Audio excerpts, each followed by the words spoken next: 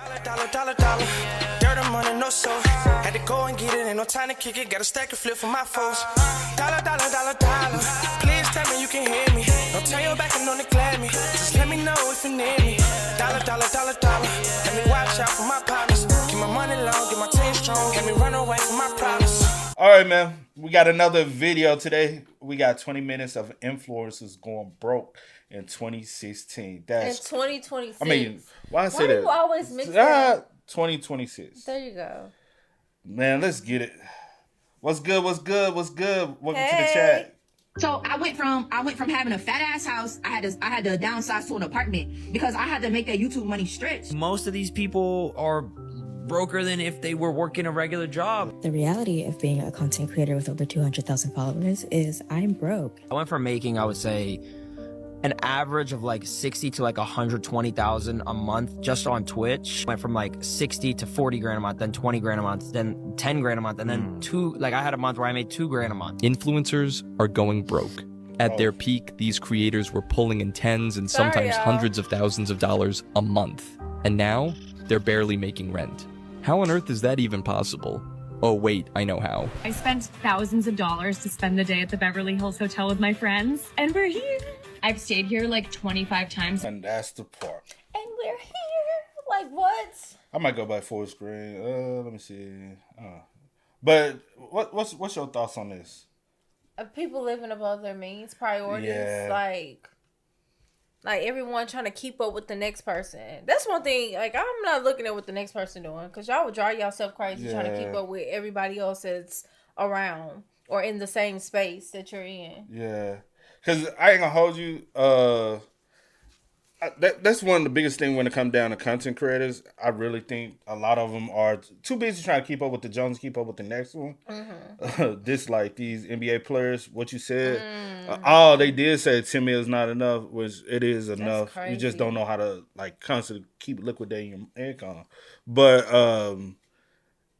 most of these people, like we always said, live way above their income.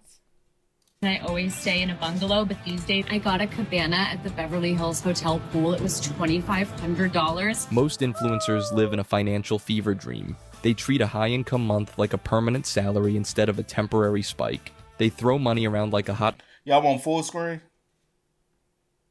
I think Jeremiah's trying to say y'all made EBT card content.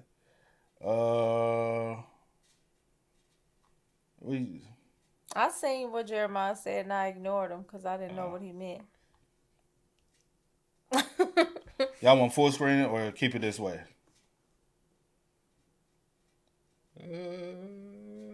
No, yes, full. Potato at a kid's party, desperate to unload it before doing something boring. Like, I don't know, saving it. I get on here complaining that how y'all have to go back working a 9 to 5 because you started hauling and spending money like your ass is Dwayne Wade or some Why, if you starting to get a $4,000 check, you think, oh, let me go get me a high rise in an expensive ass city. Take the case of Tara Lynn. She once mentioned pulling in $350,000 in a single month. This past October, I would make like... But, hey, if you get that much, don't think that's going to continue to happen, right? Hey, blow it. Like, imagine getting that. A check like that. Bro, that's like, ooh, this gonna be every month. Want me to tell you what you do with that? Like, she said 300 and what? 50,000 go to your account. 300,000. Damn, you gotta think about taxes though. 50,000 go in the account. I was gonna say the other 300 go to investment. Well, pull out for taxes because you do have to consider taxes and stuff like that. Yeah, but 50,000 go to the account. 100,000 set aside for taxes, then the other 200,000 I'll put into like stocks or whatever, just some investment. So you made like several people yearly income in one month, and y'all be blowing through it. Yeah, because you got to think about it. If all y'all had was able to come into 350,000 in 1 month, like really think about that. You know, like you ain't not finna blow that, screw that over. And just waste it, you know? You're going to try, like, especially when it's not a consistent thing.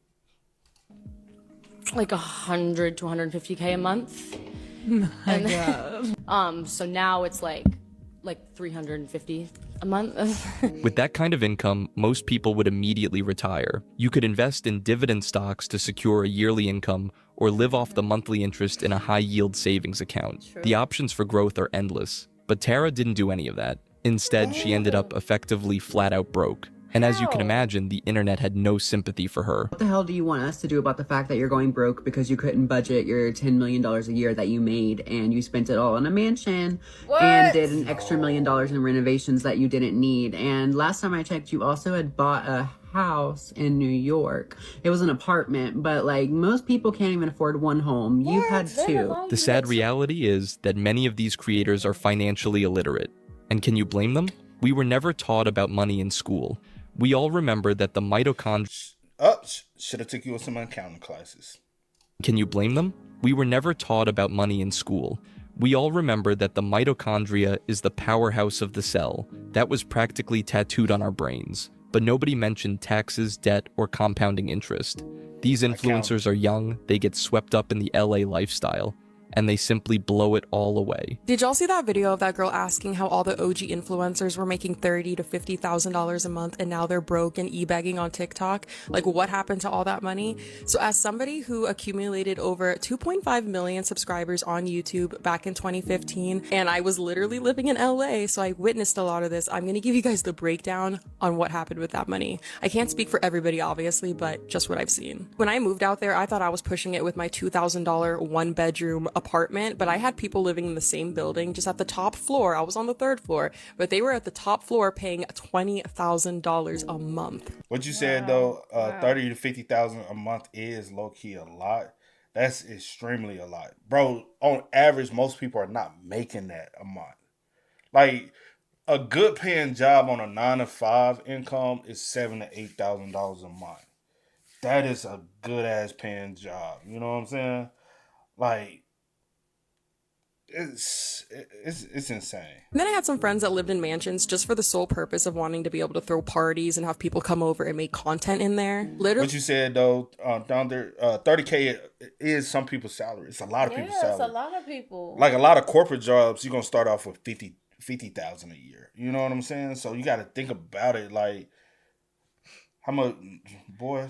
Yeah, you are being weird. It's just for the sole purpose of wanting to be able to throw parties and have people come over and make content in there. Literally paying people's yearly salaries like $30,000, $40,000 a month just to rent this huge house. So for those of you that were also wondering, like, why do a lot of these influencers have big houses but they're empty? Not even joking, to get some good quality furniture in there, it's gonna cost you like $500,000. And don't even get me started on their Uber ego. It's like people reach a certain amount of followers and all of a sudden they can't use Uber X. Ew, we can't pull up to this party in a Prius. Order an Uber Black. Why would we spend $250 to pull up to a party when we could spend $19.99? Half the cars that you see these people whipping around are rentals, and they're spending like $300, $500 a day just to whip it around and try to act like they're somebody they're not. Babe, just because you hit 200K doesn't mean you need to go and get a C300 from Mercedes. Like, it's okay. You can drive your paid off Toyota. Maybe 1 out of 10 of my friends actually cooked their meals at home. Everybody was constantly going out to eat or hiring private chefs. When you start making all this money, a lot of people tend to forget that it might stop one day. So they're still going on these expensive vacations, buying all this designer, even if it's starting to dwindle, because they literally got used to that lifestyle. More or less, a lot of these people ran through their money trying to look cool. That's it. And now they're begging for galaxies and cowboy hats. That's exactly what happened to Stable Ronaldo. At his peak, he was raking in massive amounts of money streaming on Twitch. But when his income declined, so did his social life and his entire circle of friends. It's a sobering story of just how fast things can change in this industry. I went from making, I would say, an average of like 60 to like 120,000 a month just on Twitch for like a good year and a half. And then right as it started to decline, it went from like 60 to 40 grand a month, then 20 grand a month, then 10 grand a month, and then I had a month where I made 2 grand a month. Like, I just, how are you okay seeing those numbers? So I wasn't. I was spending around, I lived in LA at the time alone. And obviously my numbers go down, friends stop hitting you up, certain people, like friends I thought I had, like, you know, aren't my real friends, family, like different type of thing, past relationships, you know what I'm saying? There was a lot that happened, but I lived alone and I had my rent. My rent was like $5,000 a month at the time. See, there go the problem. See, there go the fucking problem. Ain't no way in hell I'm finna pay $5,000 in rent. I ain't gonna hold you. I'm not. I'm just sitting here just thinking, like, even if I like made money like that, I just cannot. Me personally, I just cannot justify like just spending like that and just living like that and thinking like, oh, I need to be driving this type of car or I need to be in this high rise or whatever the case may be. Like, I just can't justify that. And I don't know if it's just who I am, upbringing, or just learning as you get older. I don't know what it is, but I just think that it's so crazy. And the fact that people think, oh, 10,000 is like somebody said, 10,000 is still good. Yeah. So the fact that you like think 10,000, I get from going to making like however much you was making to 10, like it can be like, whoa, but 10K is still good every month. Like, cause I'll say this, around the average home, like just buy, cause 10K is great. Average home here, if you just buy a home, I think what we looked at, the mortgage was like a little over 3,000, and I was like, oh shit, that's a lot. But I'm like, all right, let's prepare for that. You know what I'm saying? Just mentally prepare for that. I don't want a big extravagant home. I want I could be able to raise a family in a nice community and a nice, peaceful suburban community. I don't have to have these mega cars and this extravagant. Who? Like, who are we doing this for? Who is for? Like, you ain't satisfying yourself. You trying to do it for the satisfaction of others. Yeah. And those same people going to be the same ones that laugh at you. If anything happens, they're gonna be like, oh, bro, you had it all. Now look at you. Thanks. Like, it makes no sense. Yeah, by the way, in Burbank, that place is $5,000 a month, and I lived in a little square. It was the worst ever. I loved living there low key, but it was not worth it. But I was paying like $5,000 a month, and then my expenses, like when I would go shopping, I'd get depressed shopping. People do that, or like buy food or whatever. I was spending more than I was making a month. Okay, so it's clear some creators are just irresponsible with money, but others are trapped in niches that require constant spending just to stay relevant. The disaster begins the moment their spending outpaces their income. If we look at the car community on YouTube, Hoovy's Garage is the perfect example of this. Tyler Hoover is known for buying unreliable cars and documenting the fallout with humor. The problem is, he has to up the ante in every video just to keep people from clicking away. What he didn't realize was just how much he would eventually owe in taxes for every one of those purchases. So about a month has gone by since I walked through and said goodbye to all of those cars, and in the meantime, I had a guess on how much taxes that I owed, and it turned out, I guessed very, very wrong. I owe about double what I thought, over $500,000. So I'm gonna have to sell a lot more cars and have sold a lot more cars. $500,000 in debt? That's a mortgage on a house you can't even live in. But other creators have suffered worse fates. Take Tall Guy Car Reviews. He built his following by showing off his move from a Hellcat to a Lamborghini, making everyone think he was living the ultimate YouTube success story. But in 2022, it all started to crash. It came out that he'd filed for bankruptcy and actually had to sell the rights to his own brand. Before long, the famous cars were gone, he stopped uploading, and the channel just kind of faded away. But this problem isn't limited to the car world. We're seeing the same thing happen with beauty and fitness influencers. This, my friends, is Australian influencer Christy Swaddling. She has over 121,000 followers. You know what? You just recently saw that. I mean, whatever it is, can we filter? Like, yeah. Okay, what we saying? Yeah. No, I was gonna say one girl you used to watch. Oh, okay. You don't have to say it because then you get too many details for. I would love fun to say. Now you just. I know what you was about to say, so that's why I said. You in there dancing for dollars, and I was just like, "That's crazy." Yeah, I mean, I don't get it, and that goes again. People living like above their means, like, and I do think she lived above, way beyond. Like, you feel like you have to keep up this lifestyle, but I'm like, who are you doing it for? Yeah, because y'all lose yourself in all of this. Yeah, like. Like it's a lot of them, especially the dudes with the cars. Are people giving?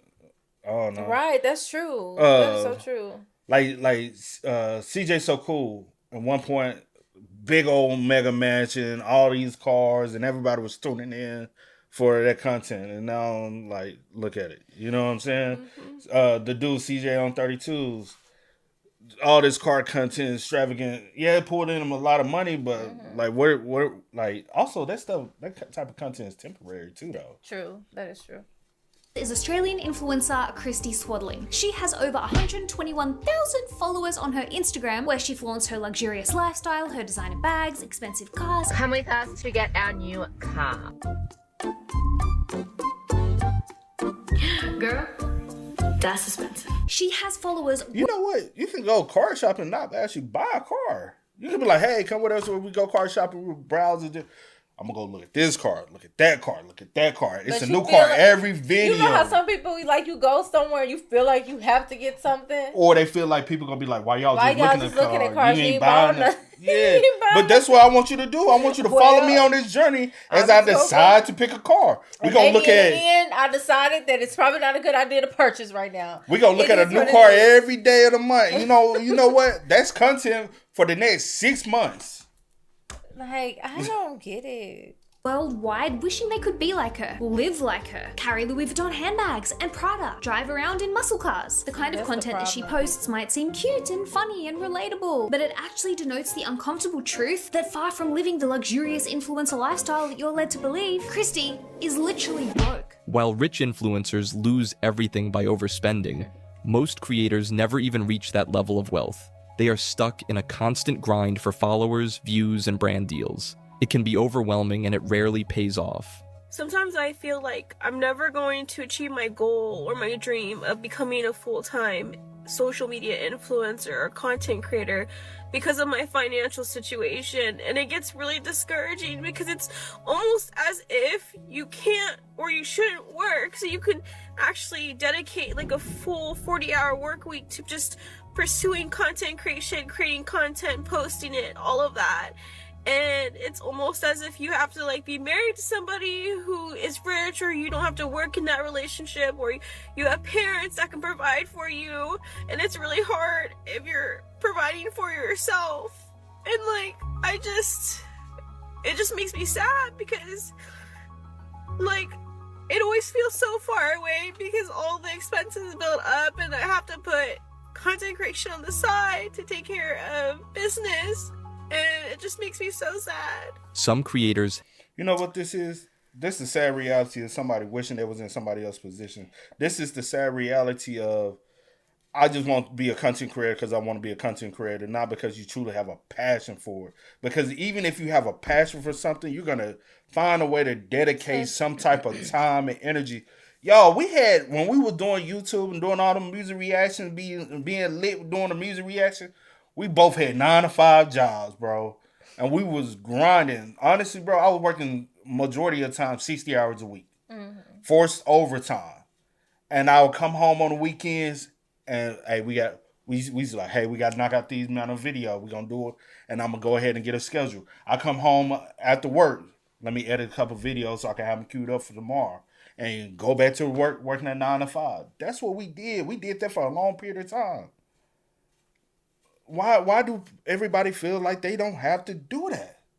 You feel like, oh, I go to sleep, wake up, I should just have everything. I should be this content creator. I don't want to work a 9 to 5. I don't want to, like, balance. Work your job. Still do your videos. Like you say, find a lot of time where you like, okay, I want to do a little content creation here and there. Like, you don't want it bad enough.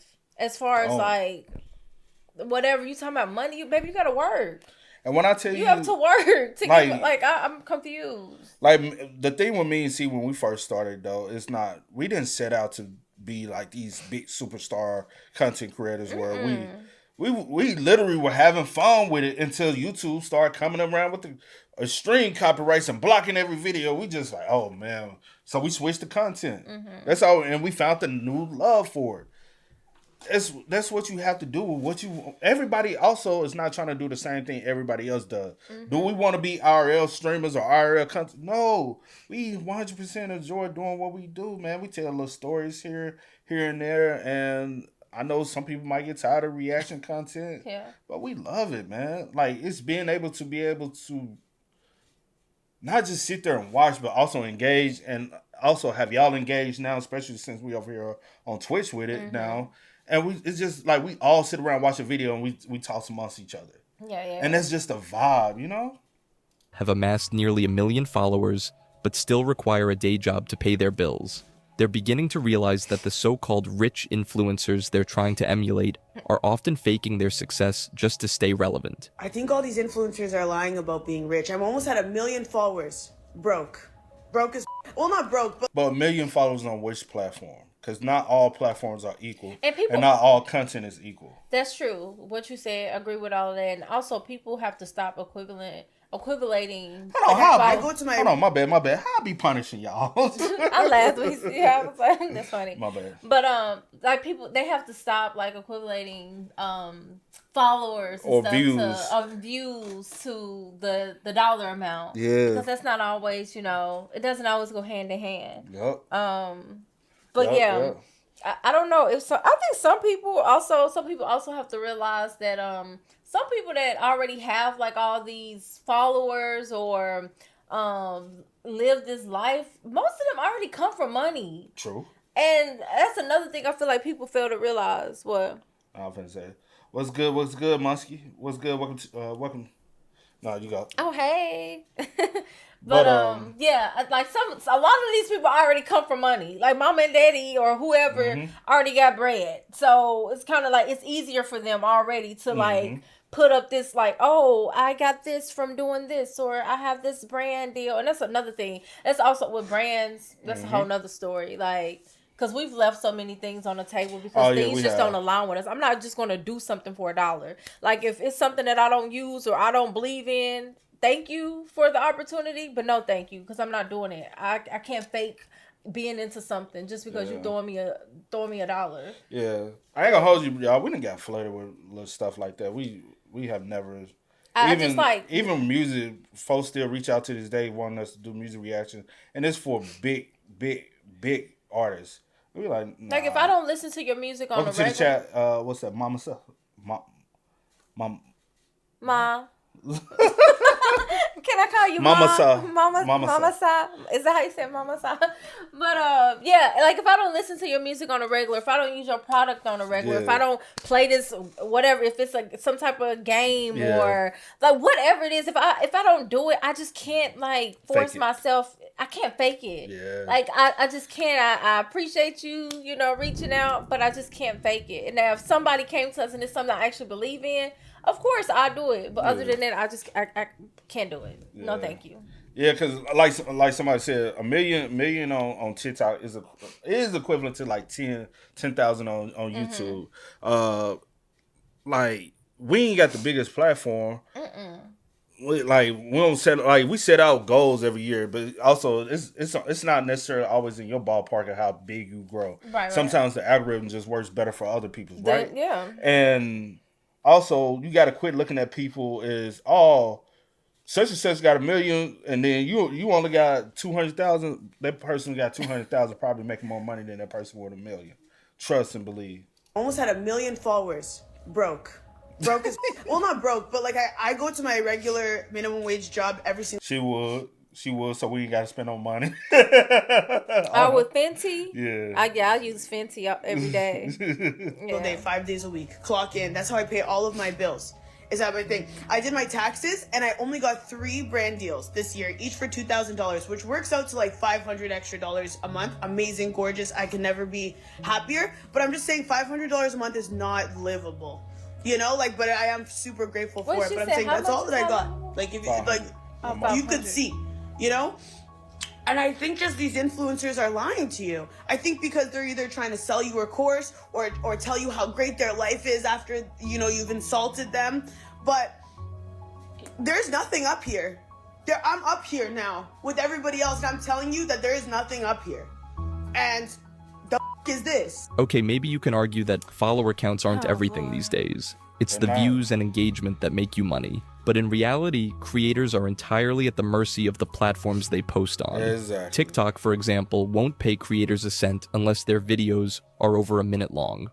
Some creators also believe that they get paid less because of their race. The reality of being a content creator with over 200,000 followers is I'm broke. I go viral literally every single week. Every week.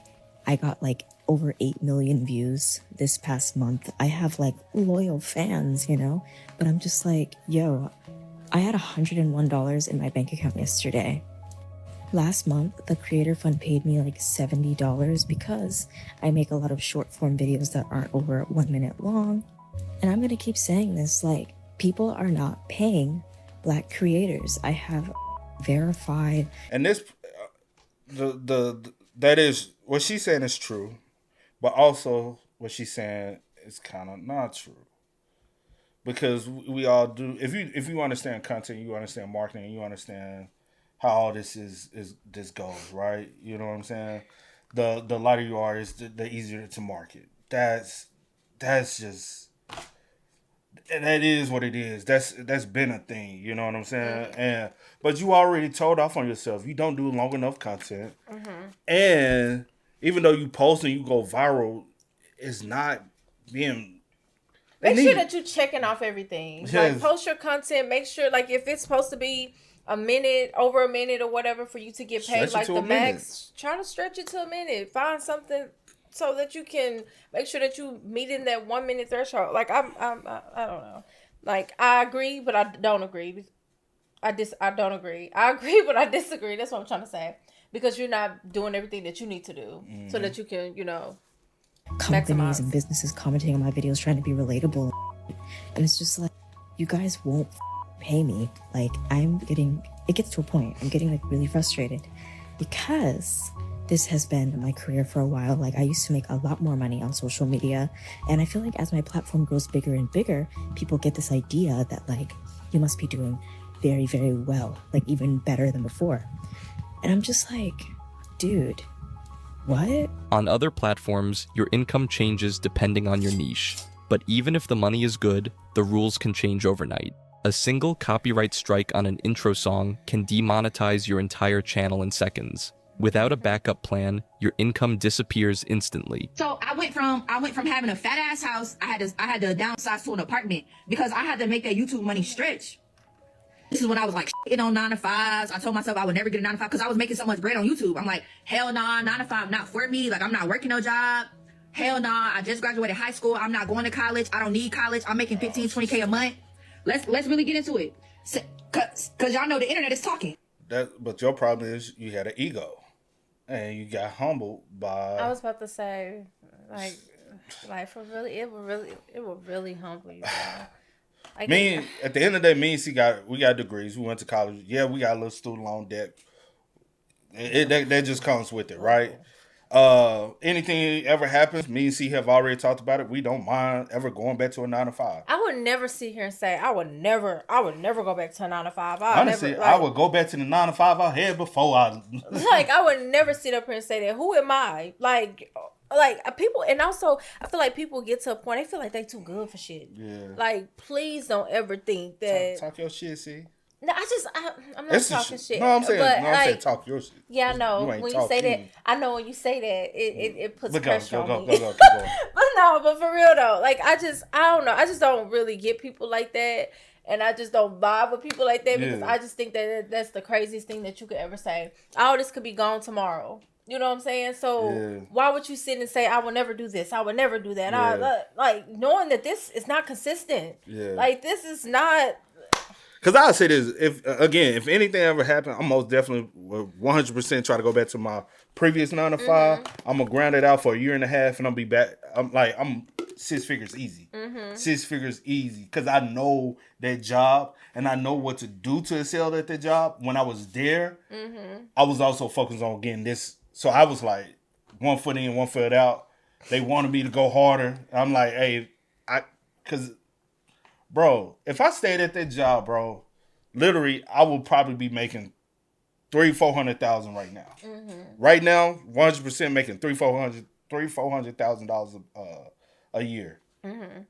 Easy job, easy. It ain't that complicated. You just have to be a good people person and know how to talk. Yeah. I don't know why people shit on 9 to 5s. Like 9 to 5s ain't. You just gotta get the right one. You just gotta, how to get the right one comes with having some type of job experience or having some type of education. That's what comes with it. Quit shitting on 9 to 5, like, and I do hate with the social medias to be like, oh, this harder than a 9 to 5. Like half of y'all ain't even have fucking jobs for real. like a lot of them are super young and got into this when they were super young. You haven't even had a 9-to-5 job. This is all you know. So that bothers me too. But that's a whole nother story for a whole nother day, child. The internet is talking. So yes, I went broke for maybe a year and a half. Because that happened to me. So here I am. I ain't went to college. I wasn't working a job. I'm depending on $2K a month off YouTube because that was the only bread I had after they snatched my money away. So, do y'all see how that can like really fuck up somebody's life? Like, they took the money away. So literally, my revenue on YouTube went from 15K to 2K, bruh. Yes, because I was using the intro. So, right? So around this time, YouTube demonetized my videos.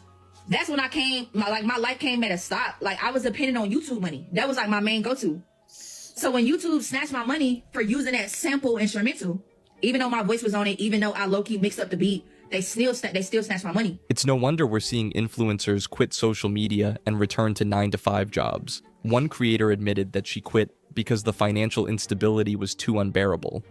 This is my story of why I decided to quit being a full-time influencer after a year and get a job in corporate America.